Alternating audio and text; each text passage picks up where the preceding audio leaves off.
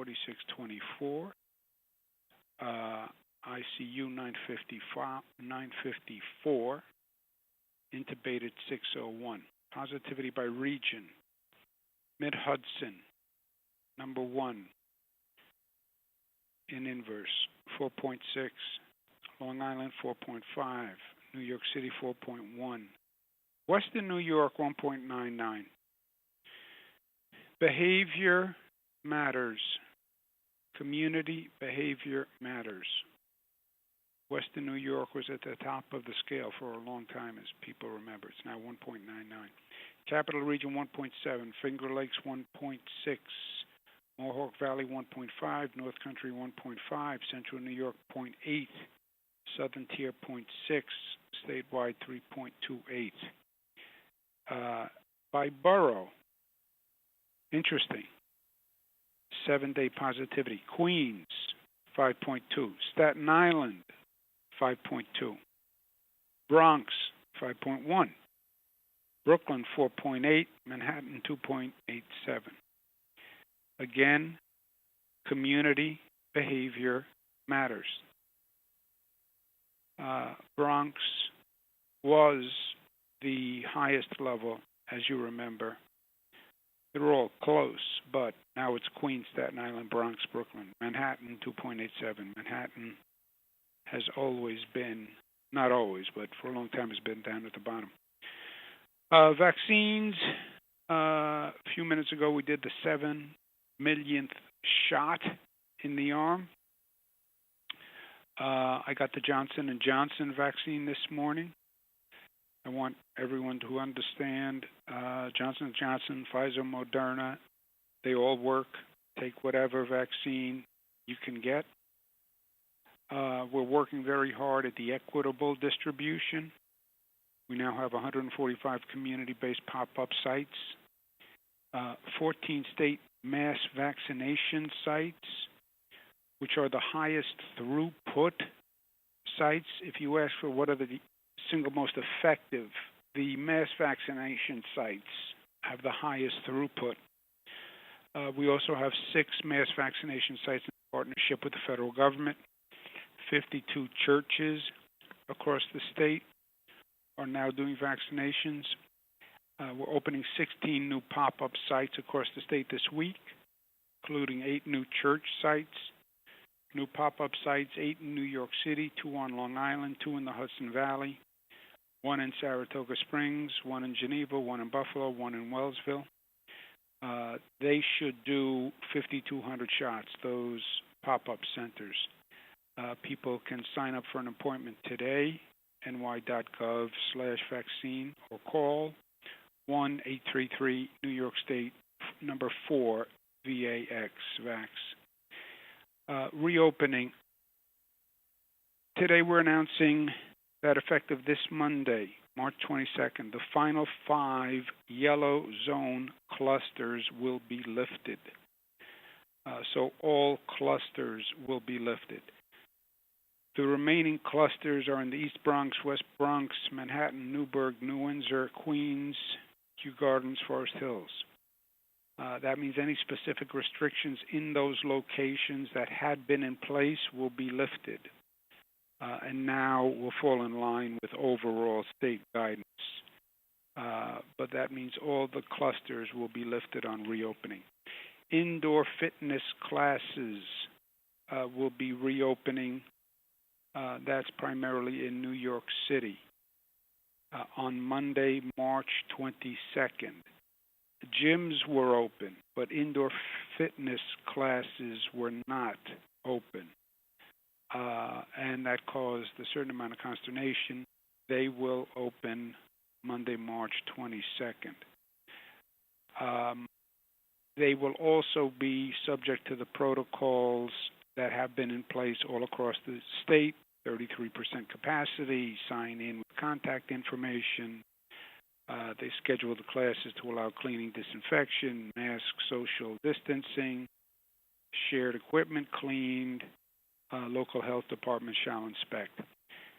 Curfews on reopening. We're announcing that starting April 5, the 11 p.m. curfew currently in place for casinos, movie theaters, bowling alleys, billiard halls, gyms, and fitness centers will be lifted. The 11 p.m.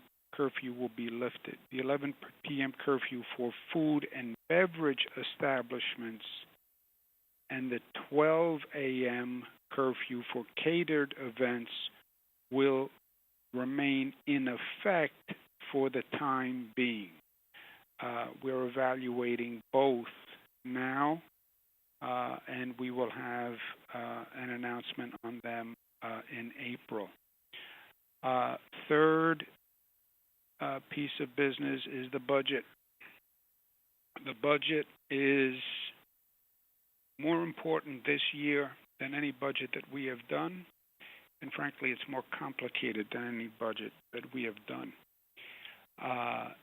The federal government has provided significant funding. The federal funding is the ultimate, what we would call one-shot. A one-shot is non-recurring revenue. It's a one-time installment. The trick with one-shots is that they don't recur. So whatever you fund with a one-shot, then by definition, once that one-shot is exhausted, there's no funding for that activity.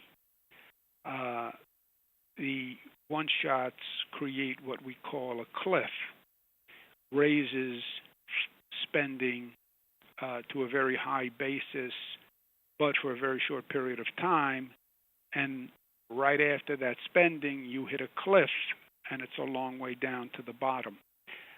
It's also complicated because there are revenue increases, and the federal government also rumored to propose revenue increases, many in the same area that we're talking about. So we would do a tax increase, and then the federal government in several weeks may also announce that tax increase nationwide. So trying to anticipate what the federal government is going to do and then align it with what the state is going to do is complicated. So it's complicated. Conversations are ongoing, but there's a long way from here to there. And as I said, there are more dimensions to this budget than normal. Normally, you only have state revenue. What did you need? What did you raise?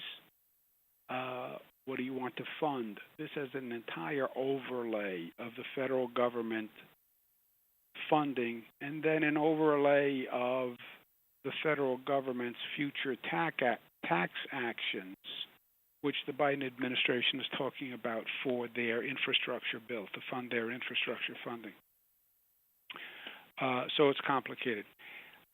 Everyone is talking, and we're trying to work our way through it. But those are the three focuses. The vaccines, where this is going to accelerate very quickly. The Biden administration did a great job of securing more vaccines, but the allocation to the state increases dramatically in a very short period of time. So we're going to have to do millions and millions of doses in a very short period of time. They want to increase eligibility for everyone in May. That would make 15 million New Yorkers eligible.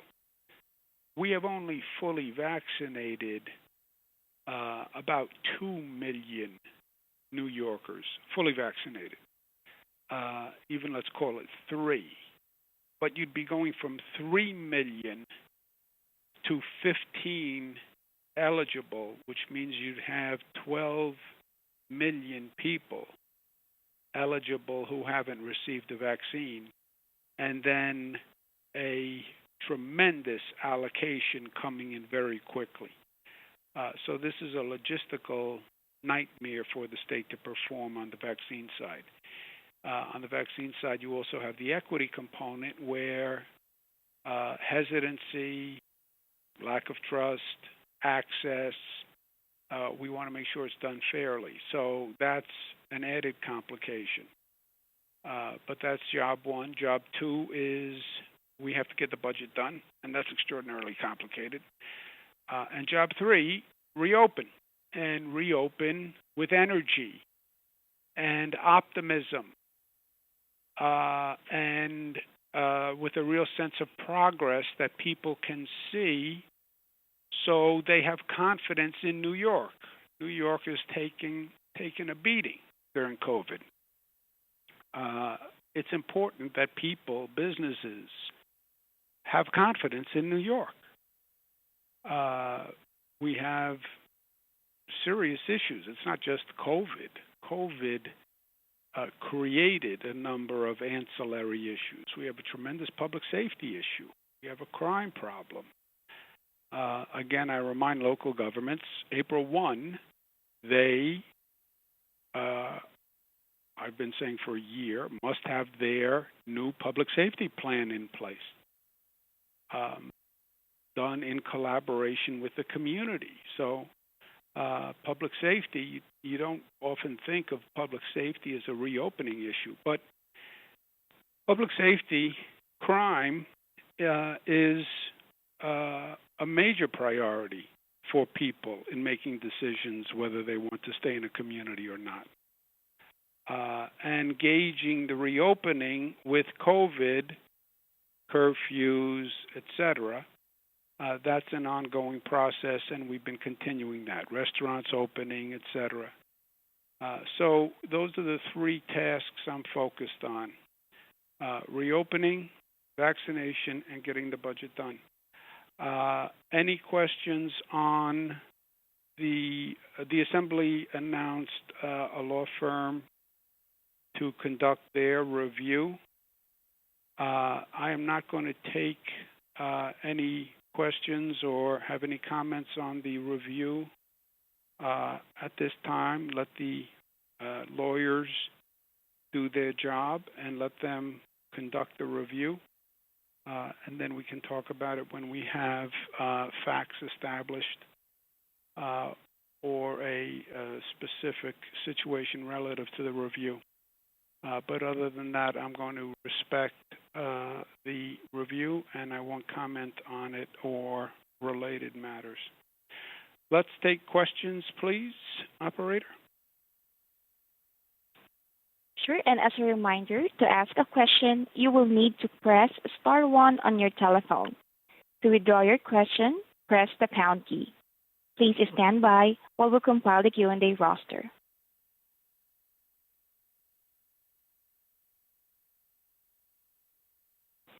Your first question comes from the line of John Campbell of USA Today Network. Hey, John. Hi, Governor. I wanted to ask specifically about the accusations you faced from Charlotte Bennett. She says that you asked her if she's ever been with an older man. She says you asked her if you practiced monogamy. She says that you yourself said you were open to a relationship with a woman in her 20s. Did any of that happen? John, as I said, the Assembly has a review going on just the questions you asked and questions like it. And I'm going to respect the review, and I won't comment on issues that are subject to the review. Okay? Next question, operator. Again, to ask a question, please press *1 on your telephone.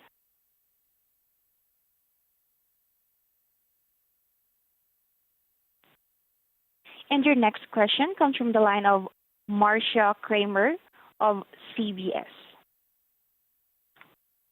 Governor, I know that you don't want to talk about the specifics of the probe, but I wonder what your reaction was to President Biden saying that you could face prosecution. And secondly, I wonder what your reaction is to the Siena poll where people said they didn't want you to resign.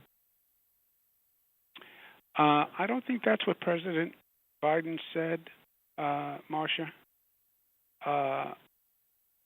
his words will speak for itself, but I don't think he said what the way you paraphrased it. On the Siena poll, I think that's what I'm hearing from New Yorkers. I have a job to do. They want me to do the job. They're concerned about COVID. They're concerned about vaccines. They're concerned about reopening. And they believe in due process that allegations are not guilt. So figure out the facts before you make a conclusion. And that's also common sense. Next question, operator. Mm-hmm. Your next question comes from the line of Ann Thompson of NBC News. Hi, Governor. Thank you for doing this call. Let me read to you what President Biden said.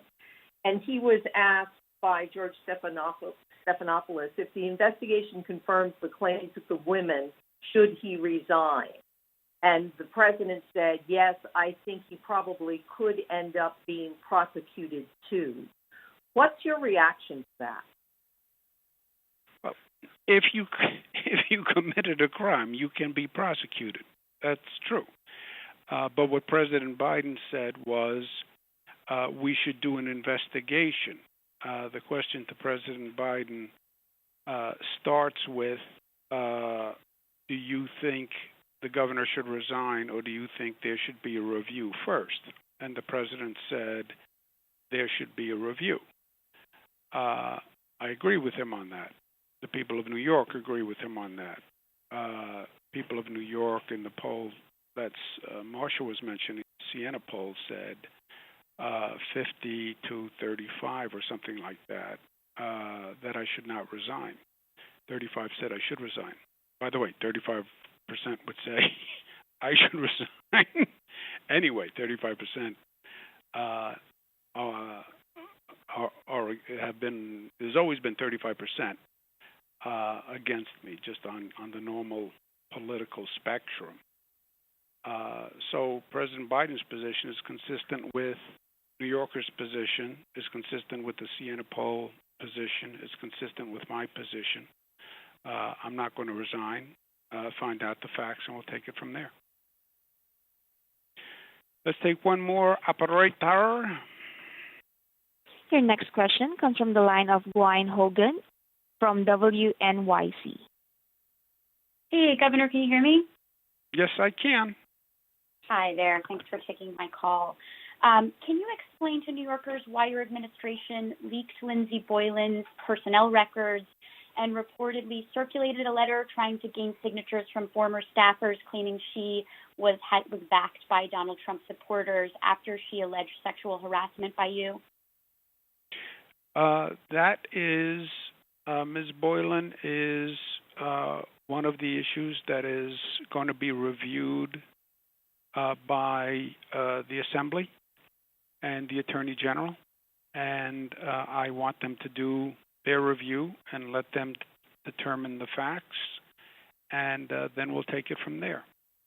Right? You need to know facts. Now, we could either debate facts in the media, or we could let fact finders find facts and then have an intelligent conversation on an agreed-to set of facts, rather than have competing facts. That's why a fact-finding exercise is right. Find out the facts and then develop an opinion, but have the facts first. And that's what New Yorkers said they want. That's what the Assembly is doing. That's what the Attorney General is doing. So let's find out the facts, and then we all can have an opinion and comment on the facts once we know the facts. But I'm not going to comment until those reviews are finished on any specific issue that they're looking at. Okay, guys, thank you very much. Back to work. A lot to do. Thank you. Ladies and gentlemen, this